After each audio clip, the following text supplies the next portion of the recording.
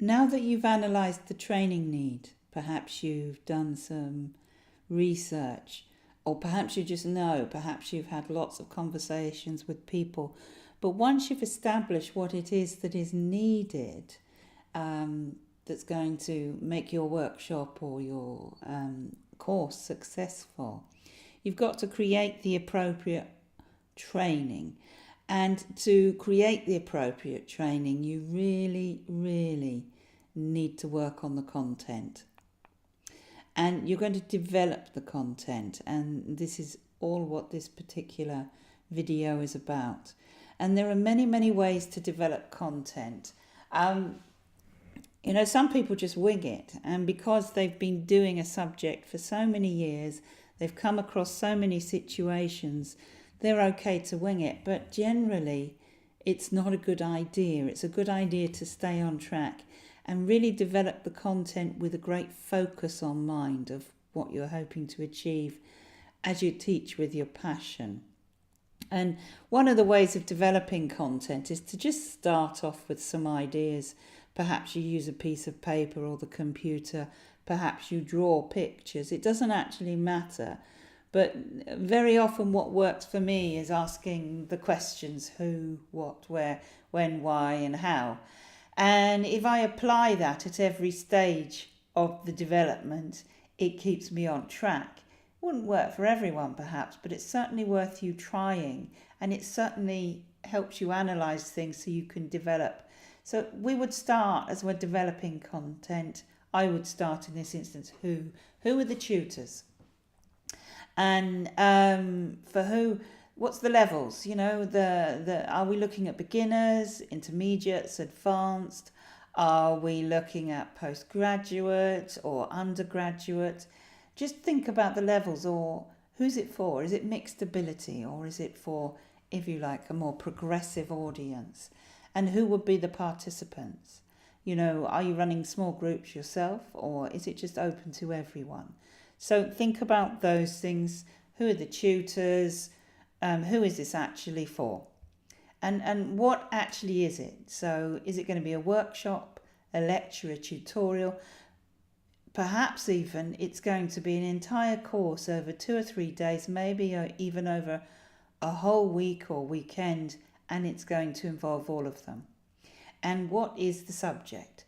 Now, it could be you've got a major subject, and within that subject there are lots of sub-subjects. So you're looking at themes really, and what's the story to achieve what you're hoping to achieve. Where's it going to be? Venues, locations, accessibilities. We covered some of those things before in the previous unit, but those are all things that you can put down just to clarify, if you like, in your mind, just to give you a clear idea. When? Now, when's interesting because, yes, we've got here dates and times, we've got frequency. Is it a one-off? Is it a series? Is it a progressive that people are signing up to something over a period of years? So you could think about those things, or if it's just a one-off workshop. So dates and times are important, but with dates and times, it can be very funny. Now, everyone believes that, weekends are best because many people work, but not for everyone. Some people work from home, and actually the weekend is their family time. And during the week, perhaps they work from home, perhaps their work is the home and the family. And actually, while the kids are at school, they might find it easier to come midweek. But generally accepted is more people who are available at the weekend. Think about the time of year as well, because, but also there are some myths here. But if you think about the time of year, in the summertime, people are going to be going away on holiday. In the holiday weekends, Easter, May, it's quite often a family time or a time when people go away, and it would be quite hard for somebody to leave the family while they came and did a day's workshop. And but don't be caught up in it, because you're never going to please everyone. If 90% of the people who say they want to come say it's the wrong date, fair enough. But It's very hard to please everyone. In fact, it's impossible to please everyone and find the perfect time. So it's quite good to plan a long way in advance if you can. Or if you just want to do an impromptu one and just saying, I am doing this as and when, here, at this place, on this date, in 3 weeks' time, let me know if you're coming, or however you're going to plan it. So consideration of that. But I will say something that's interesting. A lot of people have this idea that after Christmas nobody's got any money. And very often we don't have much money. But if it's planned in advance, January is a brilliant month for workshops. It's a brilliant month for workshops because people have had so much focus on being at home. They're often quite glad to get back to work.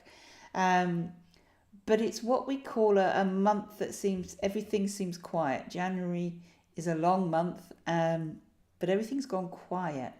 And to mid-January onwards, to put on a weekend workshop is usually a very good idea. It's usually a good time when people are saying, yes, I really want to do that. But beware, because of the January curse and the Christmas curse, that people may book last minute. So, if you've got enough people and you're quite happy to expand, you could well find it fills. So, that's actually quite a good time. Why? When you're doing the content, why? You've got to ask yourself why. What will they learn? Why do they need this? Why should they come to your workshop? And you've got to, as you're developing the content, you've got to keep that in mind. How's it going to work? Are you going to do exercises?